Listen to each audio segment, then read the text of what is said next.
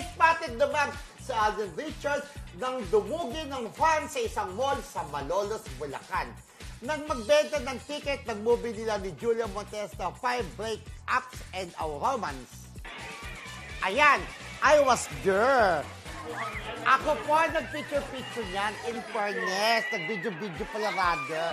O kasi, again, nung nandyan ako, nakita ko dali, tara tito, nilagay niya ako sa ilalim, pinasuot niya ako, tapos niyakap niya ako, pinakilala niya ako sa ilalim. In fairness, ang dami-daming tao, talaga, pumunta sila doon just to see Alden at bumili ng tickets. Tapos yung pagkakita niya sa akin, alam ko ano sinabi niya.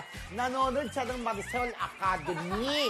Dahil ang sabi ni Alden, Tito, napanood ko yung pag-blind item niyo sa akin. Oo, na-blind siya. Hindi naman siya ba yun? Ako naman, umuo. Kasi kaya ako umuo na siya kasi nabagit na naman yung Maday Lolit. Diba? Obvious naman, Sobrang... siya. Ewan ko, yung sabi napapanood niya. Alam mo naman, in fairness naman kasi sa atin, lalo pag na-surprise yan, kumakalat sa social media.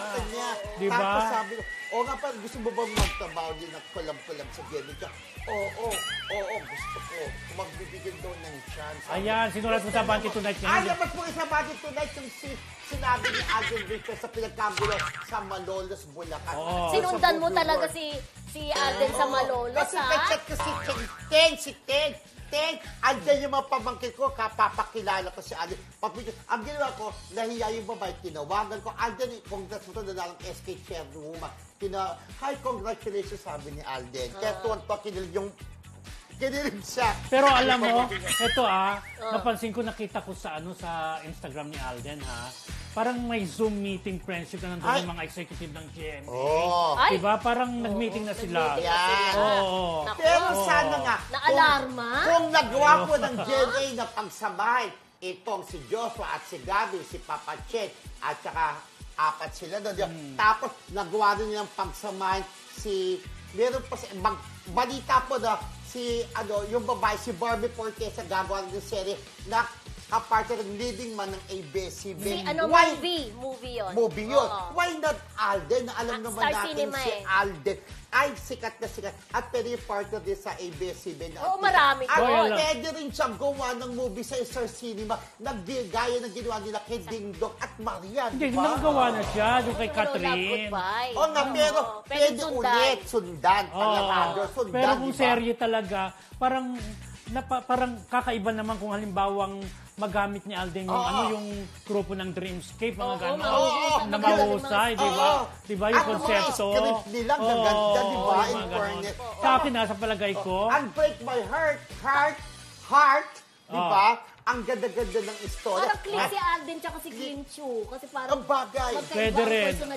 Pwede rin. Pero sana yung nakita ni friendship role na sana nga positive din. Kasi di ba, sabi nga ni Manay Lolit, naganap din talaga yung series si Alden, yung talagang tatatak na siya yun. Pinag-uusapan. Ni Lolong.